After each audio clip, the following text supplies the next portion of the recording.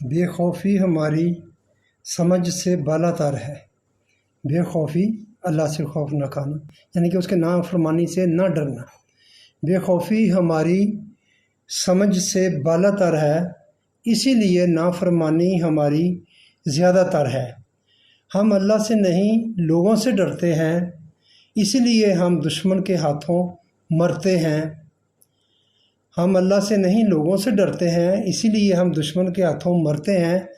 جو یہاں خوف میں رہتا ہے، دنیا میں خوف سے رہتا ہے کہ کہیں مجھ سے اللہ کی نافرمانی نہ ہو جائے، جو یہاں خوف میں رہتا ہے آخرت اسی کی ہے۔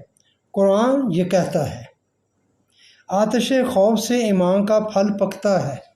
آتش خوف سے وہی مراد اللہ کی نافرمانی سے بچنا۔ آتش خوف سے ایمان کا پھل پکتا ہے، جیسے آگ میں سونا کندن بنتا ہے۔ جیسے آگ میں سونا کندن بنتا ہے۔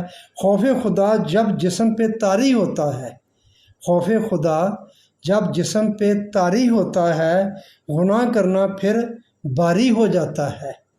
خوف خدا جب جسم پہ طاری ہو جاتا ہے، گناہ کرنا پھر باری ہو جاتا ہے۔